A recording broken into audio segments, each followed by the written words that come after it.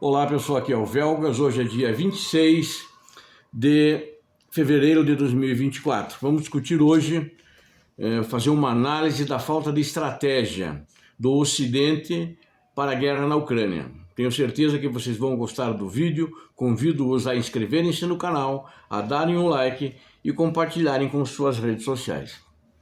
O Ocidente, eu quero começar colocando uma afirmativa forte. Ele poderia ou poderá abandonar a Ucrânia, né? E alguns sinais já existem que a gente vai discutir agora. Ou poderá, né, abandonar entre aspas, mas dizer o seguinte: o que acontecerá se a Ucrânia for forçada a entrar num acordo de paz, a fazer um acordo de paz, né? E aí, o que vai acontecer? O Ocidente abandona. Aí a Ucrânia é forçada a fazer um acordo de paz com a Rússia e pode se desenhar uma aliança russo-chinesa nas fronteiras da Europa, né? Fortalecendo tanto a Rússia quanto a China. Eu diria fortalecendo não tanto a Rússia, mas a nível global, a nível mundial, fortalecendo a China. Será que alguém está vendo isso? Os estrategistas americanos, o Congresso americano, né? Agora os deputados dessa minoria republicana são botequeiros, gente que frequenta boteco e não entende nada de política, entende apenas dos botecos da fronteira com o México. O que iria acontecer, né? O Putin iria parar, né? Na realidade, o que eu acho é o seguinte: ele vai parar se ele perder a capacidade dele, militar ou econômica, né? Uma delas ou as duas. Fora disso, não. Para esse grupo no Kremlin, encastelado no poder, o ditador russo e sua trupe, né? A negociação de paz para ele é o meio de vencer a guerra. Se ele não vencer, não tiver o que ele quer, ele não vai à mesa de negociações. É o que está acontecendo até agora nesses 2 anos de guerra. Mas o que pode acontecer é ele pedir um plano de paz e depois do plano de paz ele retorna à guerra. Isso é muito provável. Ele vai se rearmar, vai treinar mais tropas, né? Vai procurar fabricar equipamento novo para repor todas as perdas, né? E aí a gente pode até questionar a questão da existência e da sobrevivência da OTAN, se isso de fato acontecer e se a Ucrânia for obrigada a participar de um circo desses, fazer um acordo de paz para nada. A Rússia também, ela pode retornar à guerra contra a Ucrânia somente depois, ou contra a OTAN, invadindo um outro país da OTAN que ela considera a sua propriedade, né? Porque fazia parte da ex-União Soviética.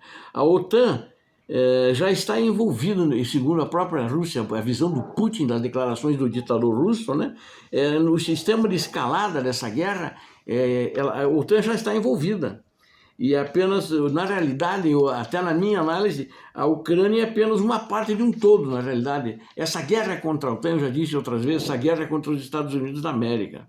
A Rússia do ditador russo não quer uma grande guerra com a OTAN, né? Você vê, a minha análise não quer uma grande guerra com a OTAN. É besteira uma terceira guerra mundial. O que ele quer é um confronto, em que a Rússia ele vai desafiar a OTAN, como ele está desafiando agora. Ele ameaça que vai via Bielorrússia entrar na Ucrânia, vai entrar na Polônia, ameaça os países do Báltico, né? Ele quer esse confronto, ele quer ver até onde a OTAN vai. Ele pode até tentar invadir um desses países e ele quer ver se a OTAN vai cumprir o artigo 5 ou vai eliminá-lo, torná-lo obsoleto. O que é o artigo 5º da OTAN?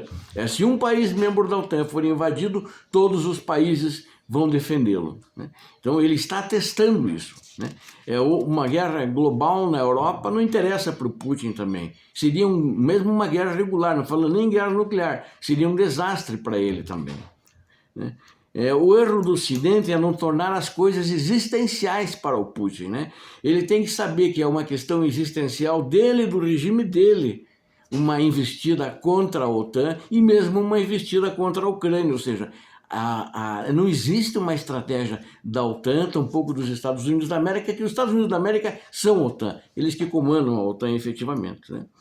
Então, é preciso um esforço. Eu acho que ninguém nunca tentou compreender essa mentalidade russa do ditador russo, né? Do ditador Vladimir Putin, né?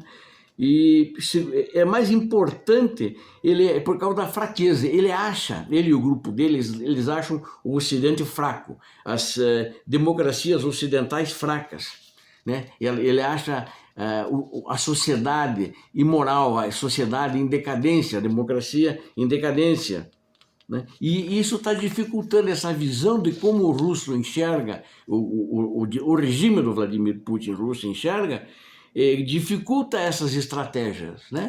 E ficam dando arma para a Ucrânia se defender, dão atrasado, diz que não dão, aí vão dar um ano depois, vão dar 6 meses depois, quando deveria ter dado antes, e a Ucrânia já teria resolvido a situação e ganho a guerra. E essas escaladas do Kremlin, elas são impulsionadas pela segurança do regime, porque a segurança do regime é mais importante, a segurança interna, quanto à segurança externa. A Rússia tem uma visão apocalíptica, isso nós temos que ter, não que ele vai soltar bomba atômica, mas ele tem uma visão apocalíptica nos pensamentos deles, né? A segurança do regime é a segurança da Rússia, tanto de uma derrubada interna, né, quanto um ataque externo, ou seja, quando ele diz que se alguma coisa acontecer para a Rússia, ele quer dizer acontecer para o meu grupo, nós fomos apiados do poder. Por causa disso eles eliminaram Navalny, por causa disso eles eliminaram outros, por causa disso outros da oposição estão presos, né? Mas eles mesmo disseram, se a Rússia perder a guerra, nós vamos usar arma nuclear. Falou na semana passada, né? O ventríloco do ditador, o Dmitry Medvedev, falou isso. Então, nós não podemos entrar na Crimeia, quer dizer, a Ucrânia não pode entrar na Crimeia, porque senão eles vão soltar uma bomba atômica. Não pode entrar em Donbass, senão eles vão soltar uma bomba atômica. Essas baboseiras, e aí que o Ocidente fica quieto ouvindo, e como ele coloca uma maneira existencial para a Ucrânia e para a Europa, o Ocidente também tem que colocar a ele uma pressão existencial para a Rússia, do ditador russo Vladimir Putin, e para o próprio e sua gangue que está encastelada no poder. Isso significa que eles estão presos num determinado caminho, né? E estão sempre em pé de guerra, sempre, eles sempre estão procurando alguém. Brigaram com a Geórgia, brigaram na Chechênia, mudaram o regime na Chechênia, né? Assassinaram o pai do atual líder que está lá, do Kadyrov, né? Ele inclusive fez isso, serviço para os russos. Então eles estão sempre brigando com alguém. Isso é a propaganda deles de sobrevivência do regime e de fortalecimento do regime. E eles usam isso como propaganda, mas não só propaganda na mídia controlada pelo Estado, né? Mas eles usam isso, como eles chamam de verdades, entre aspas, né? Eles usam para mudar o sistema educacional impondo as mentiras. Por exemplo, as mentiras que o ditador russo contou sobre a história da Ucrânia. Desculpe, que a Ucrânia não existe. Ele faz uma lavagem cerebral de ideologia, na economia também, mentindo que está tudo bem, muita gente no Ocidente acredita quando não está bem. E a segunda coisa, ou melhor, o segundo item, vamos chamar assim, não coisa, temos que entender sobre o Putin e sua gangue, né? Esses gangsters do Kremlin. E até isso é mais ampliado. Eles têm um dogma, né? Reforçando o que eu já comecei a dizer, eles têm um dogma que o Ocidente é fraco, né? Isso é um dogma deles, né? É como se fosse um dogma religioso, como se fosse uma religião, que o Ocidente está em declínio, né? E está minado o clima de confiança, né?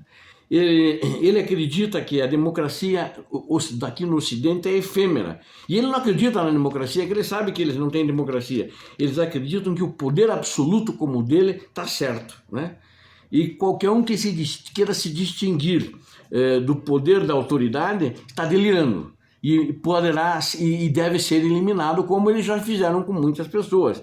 Esse grupo que está lá, né? Eu não quero apenas apontar para o ditador, mas esse grupo que está lá, eles pensam que o Ocidente, com suas instituições democráticas e os cantos de sereia sobre valores democráticos, está levando o Ocidente ao declínio. É isso que leva o Ocidente ao declínio.